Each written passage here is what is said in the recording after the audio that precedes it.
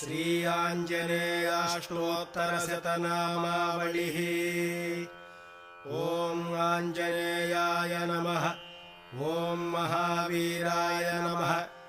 ॐ हनुमते नमः। ॐ मारुतात्मजाय नमः। ॐ तत्त्वज्ञानप्रदाय नमः। ॐ सीतादेवी मुद्राप्रदायकाय नमः।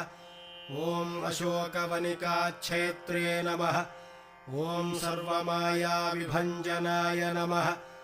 ॐ सर्वबन्धविमोक्त्रे नमः। ॐ रक्षोविध्वंसकारकाय नमः। ॐ परविद्यापरिहाराय नमः।